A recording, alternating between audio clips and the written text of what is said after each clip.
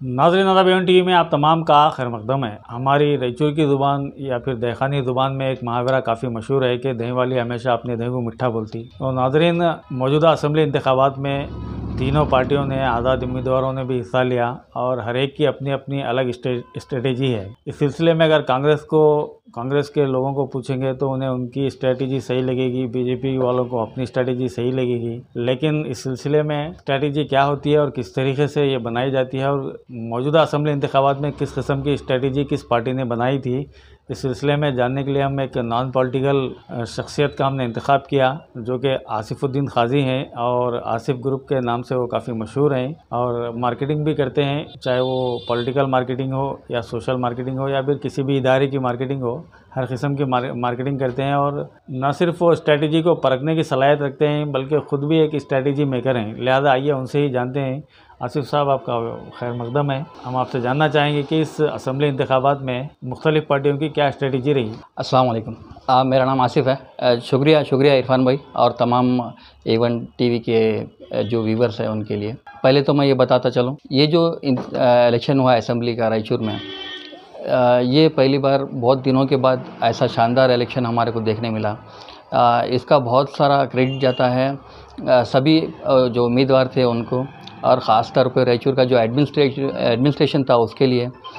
इतना बेहतरीन इंतज़ाम किया, कहीं भी कोई गड़बड़ नहीं और बहुत ही आसानी से पीसफुली इसका इख्तिताम हुआ। और सब में मैं बड़ा शुक्रिया अदा करना चाहता हूँ जो व्यूवर्स, जो लोग थे शहरियान रायचूर, बिल्कुल चाहे उनके पार्टी के रहंदे, उनके अपोजिट वाले रहंदे, बिना कोई झगड़े फसादात के जो है ना ये इलेक्शन मुकम्मल करें। ये इलेक्शन हमारे को 2-3 तरीके से समझना होगा। कौन सी पार्टी या फिर कौन से उम्मीदवार की क्या स्ट्रैटेजी रही इलेक्शन के वोट हासिल करने के सिलसिले से, और क्या उसमें उन लोग कामयाब रहे। अगर ये इलेक्शन की मैं बात करता चलूँ तो जो है ना एक अंदाज़ा सभी को ये चीज़ की तरफ जा रहे थे कि जीतने के लिए 60 या फिर 65 हज़ार वोट क्रॉस करना है। जो 60 हज़ार का मार्जिन है या फिर 65 हज़ार का मार्जिन है, तो वो मार्जिन को क्रॉस करने के लिए क्या स्ट्रैटेजी बनाना है। तो आइए मैं इसी की तरफ आप लोगों को लेके चलता हूँ।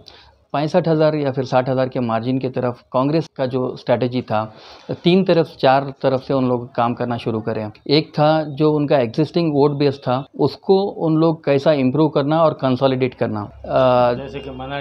जैसे कि माइनॉरिटी वोट रहंदे, नॉन माइनॉरिटी वोट्स रहंदे, तो ये ना सिर्फ मेंटेन करना और उसको इंक्रीज़ करना, ये उनका पहला स्ट्रैटेजी था। सेकेंड स्ट्रैटेजी था कि नॉन माइनॉरिटी या फिर दूसरी जगह पे कैसा हम पेनिट्रेशन ज़्यादा कर सकते हैं, कैसा हम और ज़्यादा फैल सकते हैं, कैसा उनको कन्विंस कर सकते हैं और कैसा उनका वोट ले सकते हैं। तीसरा स्ट्रैटेजी था उनका जो इन्फ्लुएंसर्स हैं, जैसे कि जो भी रायचूर में अच्छे मोतबर काबिल शख्सियत है, वीआईपीज़ या फिर इन्फ्लुएंसर्स जो बोलते हैं हमारी ज़बान में। एग्ज़ाम्पल चाहे आप बशीर भाई का ले लो, एग्ज़ाम्पल आप चाहे कोई भी काउंसलर्स का ले लो, या फिर किसी भी जो शख्सियत जो दूसरों को अपनी बात समझा सकते हैं। बहुत ही अच्छी तरीके से कांग्रेस वाले, ख़ासकर रवि बोसला जो है ना, ये इलेक्शन में उनको जो है ना इस्तेमाल करके बहुत अच्छा तरीके से अपना इम्प्रेशन ये करें। लास्ट में जो है ना उन लोग तीनों सी का इस्तेमाल करें। तीनों सी मतलब कन्विंस, कन्फ्यूज़ या फिर इसमें होता है सेल्स में करप्ट बोल के, या फिर किसी भी लिहाज से जो है ना कन्विंस करना है हमारे वोटर को कि हम हमारे पार्टी को वोट डालो। तो हर एक स्ट्रैटेजी का उन्होंने बेहतरीन इस्तेमाल करे कांग्रेस पार्टी वाले। इसी का नतीजा था कि जो भी माइनॉरिटीज़ एरिया है वहाँ पे आज तक ऐसी वोटिंग नहीं देखने मिली थी। 25% एक्स्ट्रा वोटिंग देखने मिली पिछले कई इलेक्शन के मुकाबले में। ये उनकी स्ट्रैटेजी थी जो उन्होंने मेंटेन करना चाह रहे थे। वोट डिवाइड नहीं हुए सर का देखना चाह रहे थे और वोट अपना जो शेयर है वो इंक्रीज़ करना चाह रहे थे। तो इसमें काबिले गौर बात ये थी कि इतनी ज़बरदस्त कामयाबी उन लोगों को मिली कांग्रेस को, कोई हम सोच नहीं सक रहे थे। क्योंकि हम सोच रहे थे कि इन्हों डिवाइड करते, उन्हों इतने लेते, बहुत कम डिवाइड होने के चांसेस है इस इलेक्शन में। इसका पूरा जो क्रेडिट है रवि बोसराज और उनके टीम को जाता, क्योंकि उन्होंने जो है ना सिर्फ वोट लेने पर ये करे, वोट डिवाइड भी नहीं हुए सर का उन्होंने आखिरी मोमेंट गवर्नमेंट तक उसको देख लिए। और जो उनका सेकेंड ये था कि जो भी इन्फ्लुएंसर्स हैं हर एक काउंसलर को पकड़े, चाहे वो हारे हुए रहते जीते हुए रहते। एग्जाम्पल ईशप्पा को उन लोग कॉन्फिडेंस में लेके, रामू गिलेरी है या फिर हमारा अंबाजी है या फिर बहुत सारे ऐसे लोग हैं, डॉक्टर सोहेल नायक को लास्ट मोमेंट पे जो हर ऐसी चीज़ को उन लोग उनकी तरफ जो आ रहा था दोनों हाथों से ले लिया और गले लगाकर उनका इस्तेमाल, उनको जो है ना अपने लिए काम करने के लिए अपनी तरफ ये करे। तो बहुत शानदार उनकी प्लानिंग और एग्जीक्यूशन रहा। और सोशल जो मीडिया है, पब्लिसिटी है, हर लेवल पे उन लोग जो है ना एक कदम आगे ही थे कंपेयर करें तो दूसरे पार्टी के मुताबिक। तो चाहे वो मीडिया मार्केटिंग रहंदे, चाहे वो गली लुक्कड़ सभा रहंदे, चाहे वो हर एरिया में एक उनका प्रोग्राम करने का रहंदे। तो इतना स्पेसिफिकली माइनॉरिटीज़ एरिया में कर रहे तो माइनॉरिटी लीडर्स को लेके गए, नॉन माइनॉरिटीज़ एरिया में कर रहे तो नॉन माइनॉरिटी एरियाज़ के साथ रवि सामने ठहर के लीड कर रहे थे। तो जो है ना एक सोची समझी हुई उनकी स्ट्रैटेजी थी और ये स्ट्रैटेजी बहुत हद तक उनकी काम आई। तो ये एक प्लस पॉइंट हो सकता कांग्रेस आज जो पोजीशन में है रायचूर में यहाँ तक आने के लिए। ये बहुत सारे उनके जो छोटे छोटे या फिर बड़े बड़े टैक्टिक्स थे बहुत अच्छी तरीके से उन लोग इम्प्लीमेंट करें। और मैं समझता हूँ पूरा जो एक्सपीरियंस था रवि के पास, इतने जो इलेक्शंस करे तो यहाँ पे जो है ना उन्होंने उसको इम्प्लीमेंट करें, वो उसी का नतीजा था कि आज ये पोजीशन में उन्होंने है। इसका पूरा तकरीबन मैं अगर क्रेडिट देना चाहूँ तो और सब में बड़ा जो क्रेडिट है शालम को जाता, क्योंकि शालम को अगर कोई अंडर एस्टिमेट करे और अंडर एस्टिमेट करके कैंडिडेट को काबिल गौर नहीं करे तो जो है ना शालम एक ऐसी हस्ती है कोई उनको लाइट नहीं ले सकते थे। बहुत सारे लोग जो है ना कैंडिडेट टक्कर का नहीं है, वो नहीं है, बल्कि अपोजिट पार्टी वाले उनको उतना इससे नहीं लिए। लेकिन शालम भी जो है ना लास्ट तक भी जो हिसाब से मार्केट में डिटेर है, उनका अपना कॉन्टेक्स्ट था, उनके अपने वोटर्स थे, फॉलोअर्स थे, हर एक का इस्तेमाल भी उन्होंने करे। तो उनका भी बहुत सिग्निफिकेंट कंट्रीब्यूशन था। मैं समझता हूँ ये इलेक्शन में यहाँ तक एक एक्स्ट्रा एज देने में पूरा जो टीम वर्क मिला के करे, चाहे माइनॉरिटीज़ के लीडर्स, चाहे नॉन माइनॉरिटी लीडर्स, कैंडिडेट, सबको जो है ना लेकर चल रहे थे रवि बोसराज। ये एक टीम एफर्ट जो है ना दूसरे इसमें देखने नहीं मिला हमारे को। तो और भी माइनॉरिटीज़ लीडर को जोड़ सकते थे, वो उनको भी एक फेस बना सकते थे, वो ऐसा नहीं हुआ। नहीं, एक्चुअली उनका एक स्ट्रैटेजी ये था कि पोजीशनिंग बोलते मार्केटिंग में। तो जो है ना ये पोजीशनिंग उन्होंने जो ये करना चाह रहे थे, शालम का जो है ना स्टार्टिंग में पब्लिक नहीं ले रही थी, तो उन्हीं का एक फेस वहाँ पे रखना था। वो हिसाब से जो है ना दूसरे जो माइनॉरिटी कैंडिडेट्स थे उन्होंने और ज़्यादा उनको प्रमोट नहीं कर सके, क्योंकि माइनॉरिटी एरियाज़ में जो है कांग्रेस के नाम पे वोट मांग रहे थे। नॉन माइनॉरिटी एरियाज़ में जहाँ पे थोड़ा बीजेपी या फिर दूसरे पार्टी के चांसेस थे, वहाँ पे रवि बोसराज का फेस रख के आगे वोट मांग रहे थे। तो जो है ना ये दोनों भी जो है ना एक बहुत सोची समझी प्लानिंग थी।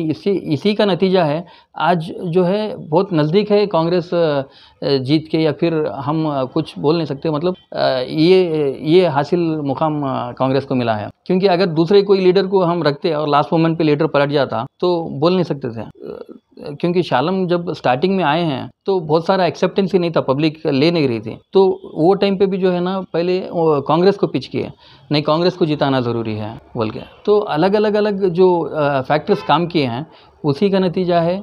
और इसको ये पूरे फैक्टर्स को मिला के एक बड़ा फैक्टर बना के रायचूर की सीट आज ये मुकाम पे है कि बहुत अच्छे पोजीशन पे हैं। बाकी दूसरे पार्टियों की बीजेपी की क्या स्ट्रेटेजी रही क्या? हाँ, आइए चलता हूँ आपको बीजेपी की तरफ लेके। बीजेपी के पास रिसोर्सेस थे, उनका अपना एक कैडर सिस्टम है जो उनको बैक करता है, आरएसएस। और डॉक्टर के पास बहुत ही ये है रिसोर्सेस, उनका अपना एक वोट बैंक है। डॉक्टर खुद एक इलेक्शन पंडित बन गए हैं, मतलब इतना उनके पास नॉलेज है कौन सी एरिया में उनको मिलता, उनके पास कितना स्ट्रेंथ है, उनके क्या क्या चीज़ें हैं बोल के। और डॉक्टर्स भी बहुत ही अच्छे तरीके से ये इलेक्शन कॉन्टेस्ट किए हैं बगैर कोई कम्युनल कार्ड खेले। उनको मालूम है उनके पास सेकुलर वोट्स भी आते हैं बोल के, उनको मालूम है उनको सेकुलर एरियाज़ में भी जो है ना रहना है बोल के, और एकदम वन साइड नहीं होने देना है बोल के। तो ये स्ट्रैटेजी थी डॉक्टर की कि उनके जो रिसोर्सेस हैं उसको जो उन लोग इम्प्लीमेंट करे, उनको जो यूज़ करे। उनका ऑर्गेनाइज कैडर बेस्ड है, आरएसएस जो है दूसरी तरह के सरकार मतलब खाली जोश में नहीं निकलते हैं, उनके पास एक सिस्टमेटिक ऑर्गेनाइजेशन है। वो ऑर्गेनाइजेशन के तहत उन्होंने जो है ना हर एक को लेकर डोर टू डोर गए हैं, उनका पूरा कैडर बेस काम किया है, हर एक विंग उनका काम किया है ऑर्गेनाइज सिस्टमेटिक तरीके से। उन्होंने अपने लीडर के लिए हर चीज़ लास्ट तक एंड तक काम किए हैं, और उनका जो भी वोटर बेस था उसमें कम नहीं होना, बल्कि उन्होंने लास्ट तक भी बहुत अच्छी तरीके से देखे। एक ही चीज़ उनके लिए जो काम में नहीं आई इस बार, मैं समझता हूँ सोशल मीडिया या फिर जो उनके डॉक्टर का जो टीम वर्क था वो उतना ज़्यादा देखने नहीं मिला कंपेयर टू रवि बोसराज टीम, मैं ये समझता हूँ। सोशल मीडिया पे उन्होंने भी एक्टिव थे, वो उनका एक अपना अलग वोटर है, जहाँ पर वोटर है वहाँ पे चुनो उसको फिट करे, वो तो हमारे कैसा दिखा। हाँ सही है, ये भी हो सकता है, हमारे को उतना हम इधर तरफ कांग्रेस की ज़रा भी चूक हो गई कांग्रेस कैंडिडेट से, तो उसको लेकर उन्होंने अपने इसमें सोशल मीडिया में और इतना मैनेज करे उन्होंने कि वो बात मुस्लिम कम्युनिटी में नहीं आ सकती। सही है, वो एक अलग ही सिस्टम बनाए थे उन्होंने, जिसके लिए वो जो खास पैगाम होता है वो खास उनके ग्रुपों में खास लोगों तक ही पहुंचाते हैं। बाकी चीज़ें वो लोग जिनको पहुंचे रहते हैं उन्होंने माउथ टू माउथ पब्लिसिटी किए रहते हैं। हाँ, हो सकता है, लेकिन इस इलेक्शन में डॉक्टर की भी मतलब अभी इतना अच्छा पकड़ बनाए रखे हैं, तो कोई बोल नहीं सकता था कि 2 बार का एमएलए है, इनके खिलाफ थोड़ी पब्लिक हो सकती, इनके खिलाफ ये जा सकता, बल्कि वे फिर भी जो है ना इतना शानदार तरीके से जो पकड़ के रखे हैं वो भी काबिल तारीफ़ है, क्योंकि एक इनकम्बेंसी फैक्टर होता है जो कैंडिडेट के ख़िलाफ़ जाता, उन्होंने बिल्कुल वो फैक्टर को जाने नहीं दिए, उनके ख़िलाफ़ कुछ भी ऐसा होने नहीं दिए। हालांकि स्टार्टिंग में उनके ख़िलाफ़ से ही इलेक्शन स्टार्ट हुआ था, बहुत सारी चीज़ें थी जो उनके फेवर में नहीं जा रही थी, लेकिन बिना किसी इसके उन्होंने जो इलेक्शन लीड किए हैं बिना कंट्रोवर्सी के, बिना किसी इसके, वो भी काबिल तारीफ़ है। उन्होंने भी हर एक चीज़ को अच्छी तरीके से इस्तेमाल करें। हालांकि बहुत सारे लोग उनकी पार्टी थोड़ा छोड़कर जा रहे थे, तो भी जो है ना डॉक्टर उसका ये नहीं इफ़ेक्ट नहीं हुआ सर का जो है ना आम पब्लिक पे इस्तेमाल करे। बहुत सारे लीडर्स को भी उन्होंने लेके आए, सेंटर से लेके आए, स्टेट से लेके आए, जैसे योगी आदित्यनाथ का दौरा हो गया रायचूर में, या फिर नज़दीक में अमित शाह का दौरा हो गया, तो उनका कैडर बेस जो है और ज़्यादा उससे जोश में आया। उन्होंने हर वो चीज़ को देखे जिसके उनका वोट बरकरार रह के उनका जो एक्सपेंशन है वो भी कैसा हो सकता, बल्कि वो भी देखें, और उनके भी जो तकरीबन वोट काउंट है उसमें भी इजाफा होने के बहुत अच्छे चांसेस हैं। उनका भी जो ये है तकरीबन 8 से 10% वोट शेयर उनका भी बढ़ने का एक अंदेशा लग रहा है इस बार। तो फिर अब ये जनता दल सेकुलर की क्या होती खास स्ट्रेटेजी नहीं, आपका क्या? जनता दल सेकुलर एक्चुअली क्या हो गया, कैंडिडेट बहुत अच्छा था, पार्टी में ना तो कोऑर्डिनेशन दिख रहा था। विरूपाक्षी साहब बहुत अच्छी तरीके से पार्टी को संभाले, कहीं भी देखो उन्होंने कैंडिडेट को लेके फिर रहे थे, लेकिन वो मोमेंटम नहीं बना सके उन्होंने लास्ट तक। एक तो रहा कि उनको कहाँ पे खेलना है उनको नहीं मालूम दिख रहा था, मतलब माइनॉरिटीज़ में उनको जाना है या नॉन माइनॉरिटीज़ एरिया में जाना है, या फिर कौन सा सेक्टर में उनको पकड़ बनानी है। कंफ्यूज थे, थोड़ा कंफ्यूज लग रहे थे, ज़्यादातर टीम वर्क नहीं था, और रिसोर्सेज उनके पास बहुत कम है कंपेयर टू ये नेशनल पार्टी से कंपेयर करें तो उनके पास थोड़ा सा रिसोर्सेज की कमी थी। चाहे वो कौन सा भी रिसोर्स रहते, चाहे मैन पावर रहते, चाहे दूसरे तरीके से रिसोर्सेज रहते, और उसके अलावा भी जो है ना एक गिने चुने थोड़े लीडर्स ही है उनके जो साथ में हैं। फिर भी उतने लीडर्स में रहते हुए भी वो जो कैंपेनिंग लास्ट तक भी उन्होंने डटे रहे, वो भी एक काबिल तारीफ़ है। थर्ड लास्ट डे था, वहाँ तक भी उनके जो कैंपेन्स है वो भी एक कहीं ना कहीं लोगों के जहन में बसे हुए हैं। और ख़ास तौर पे मेरे को विनय का जो ये था बदलाव जो था उनका, जो पहले उतना बात नहीं करते थे एकदम अभी थोड़ा बात कर रहे हैं, और बात करने में भी पूरे एरियाज़ को कवर कर रहे हैं, खाली माइनॉरिटी की नहीं, नॉन माइनॉरिटी, और उनके पार्टी के गोल्स विजन से अलाइन करके बात कर रहे हैं। तो जो है ये जो बदलाव था एक मैच्योर लीडर में आता, और वो जो है ना मेरे को विनय में देखने को मिल रहा था। विनय के लिए मैं बोलता हूँ कि फ्यूचर बहुत अच्छा है रायचूर के लिए भी, क्योंकि ऐसे लीडर्स ऐसे ही इलेक्शन से बनते हैं, तो आगे आने वाले वक्त में या फिर इसी टाइम पे भी कुछ भी हो सकता। टीम वर्क एक मेरे को कमी लगा उनके स्ट्रैटेजी में। एसडीपीआई की क्या रही है आपके साथ? मैं समझता हूँ एसडीपीआई जो उनका जो विज़न है वो शेयर करने में बहुत कामयाब रही। एसडीपीआई एक ऐसी पार्टी है जो एक चीज़ को प्रमोट करती कि हम हक़ के लिए लड़ते, कॉम्प्रोमाइज़ नहीं करते। तो ये उन्होंने लास्ट तक भी बता के दिए, कुछ भी कॉम्प्रोमाइज़ नहीं करे। उनके जो एथिक्स है, उनके जो विचारधारा बोलते हैं ना वो है, उनकी जो सोच है, उनकी जो पार्टी की ये है, लास्ट तक भी उस पर बरकरार रहे। कहीं भी कुछ भी 1 रुपये का भी लेन देन नहीं रहा, कहीं भी कुछ भी पब्लिसिटी के नाम पे ज़्यादा पैसा वेस्ट करने का नहीं था। Candidate simple door to door canvassing request कर रहे थे। उनको मालूम था कि उनके कहाँ पे वोट आते हैं, कौन डाल सकते हैं, कौन नहीं डाल सकते। ज़्यादा ऐसा क्राउड को इकट्ठा करके इसमें नहीं गए उन्होंने, क्योंकि उनका एक जो कम्युनिकेशन है उनका सिंपल है और स्ट्रांग है कि हम एथिकल वे में हम जाते हैं, हम दूसरे गैर ज़रूरी चीज़ और गैर ज़रूरी ख़र्चा नहीं करते। हम हमारा जो पार्टी लाइन है उसको तोड़कर हम नहीं जाते। लेकिन मैं समझता हूँ one of the best implementation of strategy SDPI करी इस इलेक्शन में। वर्कआउट हो सकता है क्या इलेक्शन? नहीं, उनको जीतना नहीं था, उनको लोगों को मैसेज कन्वे करना था कि हमारी पार्टी का ये एथिक्स है, हमारे ये नॉर्म्स है, हमारे ये रूल्स हैं। तो मैं समझता हूँ वो उन्होंने पब्लिक तक कन्वे करे। लास्ट तक भी उन्होंने अपने एथिक्स पे, अपने नॉर्म्स पे, अपने रूल्स पर डटे रहे। कुछ भी लेन देन नहीं था, या फिर कहीं भी उनके ऊपर कुछ भी, ना किसी से कुछ चंदा ले रहे थे, ना किसी को कुछ चंदा दे रहे थे। मतलब एक जो उनका पार्टी का ये था मैसेज, वो मैसेज बहुत अच्छी तरीके से उन्होंने पहुँचा है। और जो उन्होंने आवाम के साथ कनेक्ट करना चाह रहे थे कि हम क्या क्या करें इससे पहले भी और आगे भी विजन उनका, वो भी उन्होंने बहुत अच्छी तरीके से आवाम के साथ कनेक्ट करके। आम आदमी पार्टी का कुछ ये दिखा नहीं? बिल्कुल हाँ, मैं भी वही आपकी ये लेना चाह रहा था। वीरेश जो बहुत अच्छे कैंडिडेट हैं, वकील हैं, बहुत उम्मीदें थी उनसे कि बहुत सारे वोट इस बार लेंगे, लोगों के जहन में अपने छाप छोड़ेंगे, अपनी पार्टी का नाम बनेंगे बल्कि।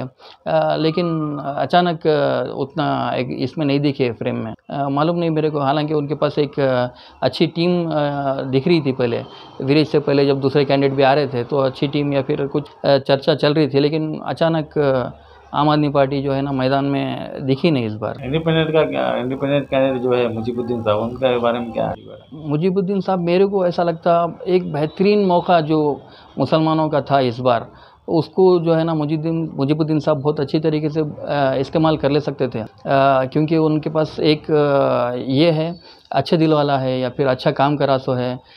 NES का एग्ज़ाम्पल लेके उन्होंने लोगों के सामने जा सकते थे, मैं पहले काम करा, ये जो मुस्लिम हिदायरों के लिए मैं आगे भी कर सकता हूँ बोल के एक मैसेज दे सकते थे।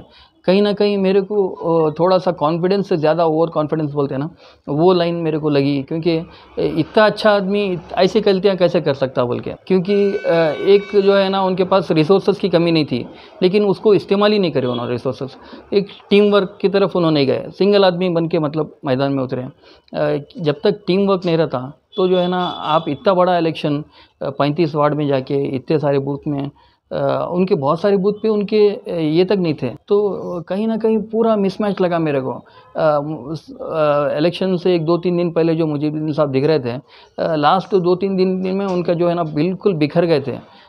ये उम्मीद नहीं थी एक्चुअली। इससे हमारे को क्या नुकसान है बोले तो, नेक्स्ट टाइम जब इलेक्शन होता कोई भी आदमी जो है ना इंडिपेंडेंट या फिर ठहरने के लिए डर जाता, घबरा जाता। क्योंकि अगर से बहुत सारा कम वोट मिल गया तो जो है ना दूसरे लीडर ठहरने से जो है ना कतरा जाते हैं। तो बहुत ज़रूरी है मुजीबुद्दीन साहब का जो है ना अच्छे खासे वोट लेना इस इलेक्शन में, ताकि ये नहीं आगे आने वाले इलेक्शन के लिए भी वो एक मिसाल बन सके। लेकिन वो सब कुछ ग्राउंड में होता है, ये नहीं दिखा। पोलिंग के दिन नहीं दिखा, उससे पहले कुछ पोलिंग से पहले भी जो है ना उन्होंने 1 मैन आर्मी बन के फिर रहे थे। 1 मैन आर्मी नहीं चलता इलेक्शन में, टीम वर्क की ज़रूरत है, आपको सबको साथ लेके चलना है, और सिर्फ पैसे से ही इलेक्शन नहीं जीत सकते हैं। NES के जो कारनामे है उसको कोई प्रोजेक्ट नहीं करे, उसके बारे में कुछ नहीं, उनके पास मतलब एक ये चीज़ नहीं दिख रही थी मेरे को कि होते कैंपेनिंग में कहीं भी NES का नाम ही नहीं लिया। नहीं, उन्होंने जो है ना पहले डे 1 से उन्होंने डिफेंस में आ गए। मतलब क्या हो गया, उन्होंने जो है ना अपनी बात रखना छोड़ के दूसरों की बात का जवाब देने में ही उन्होंने लग गए। और कांग्रेस वाले बहुत अच्छी तरीके से उनको जो है ना अपने रास्ते से हटा दिए थे। सिर्फ उन्होंने डिफेंस में ही लास्ट तक मतलब कांग्रेस वाले जो बोल रहे थे उसका जवाब देने में ही लग गए उन्होंने। ना कि वो अपने कारनामे, अपने जो कामयाबियाँ हैं या अपने जो काम करे या फिर आगे आने वाले वक्त के लिए जो करना चाह रहे, वो उतनी अच्छी तरीके से पूरे लोगों के सामने नहीं रख सके। और जहाँ तक मैं समझता हूँ, सोशल मीडिया जो भी है वो एक दो जगह पे दिख रहा था, बहुत छाए हुए थे, लेकिन हर एक जगह पे छाना है। ये इलेक्शन ऐसा है, काउंसिलर इलेक्शन से ज़्यादा है। तो ये एक प्लेटफॉर्म पे रहता हूँ, दूसरे पे नहीं रहता हूँ, या फिर एक में रहता हूँ दूसरे पे नहीं रहता हूँ, बोले तो थोड़ा मुश्किल है। हर एक जगह पे आपको विजिबल रहना है। तो जो टीम वर्क मेरे को उनके इसमें बिल्कुल नहीं दिखा। वन मैन आर्मी दिखे उन्होंने, थोड़े लोग अच्छे खासे उनके साथ में थे, जो उनके डाई हार्ड फैंस थे। मैं भी एक उनके बहुत इसमें से हूँ, लेकिन आखिरी तक पता नहीं मेरे को क्या हो गया, थोड़ा सा टीम वर्क की बहुत सख्त कमी दिखी मेरे को। और अब आपके हिसाब से जीतने वाला उम्मीदवार कितने वोट लेना जरूरी?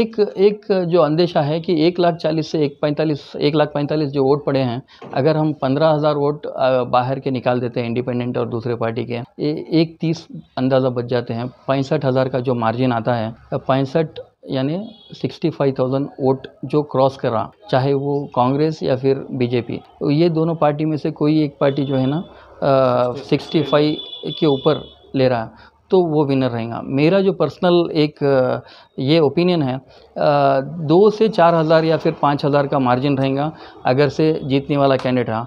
और बहुत सारा चेंजेस, हम ड्रास्टिक चेंज बोलते हैं, रवि फैक्टर या फिर कुछ ऐसा फैक्टर अगर खेल गया मार्केट में, अच्छा चल गया, तो जो है ना, मैं समझता हूँ 8 से 10,000 का हो सकता है। तो बहरहाल Ravi not only king maker है इस इलेक्शन के पूरे इसमें, रवि किंग भी बनकर उभरे हैं, मैं जहाँ तक समझता हूँ पूरा।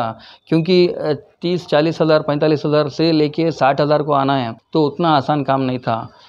पूरा जो इलेक्शन डिज़ाइन हुआ है, हमारे एक गैर मुस्लिम दोस्त के साथ सर्वे पे जब निकला था हम, तो उन्होंने कुछ इलाके देखने के बाद में उन्होंने ये बोले कि after 10 year Raichur will turn to Congress and the turning party is junior Bosaraj. हो सकता सही है, क्योंकि जो पैशन देखने मिल रहा था, ऐसा लग रहा था कि रवि का खुद का इलेक्शन है, तो ये अनमैच था। और जो टीम वर्क, मतलब हर एक को लेके चल रहे थे, हर एक जो भी छोटी चीज़ या बड़ी चीज़ कुछ भी उनकी तरफ आ रही थी, तो दोनों हाथों से उसको ले रहे थे, एकदम पॉजिटिविटी उनके पास दिख रही थी। तो ये दूसरी जगह पे देखने उतना नहीं मिल रही थी जितना उनके पास देखने मिल रही थी। बहुत बहुत शुक्रिया। आप क्या स्ट्रेटेजी है कि हमारे नाज़रीन को ये बात समझ में आई होगी कि स्ट्रेटेजी क्या होती है और इस बार किस तरह की स्ट्रेटेजी चली है।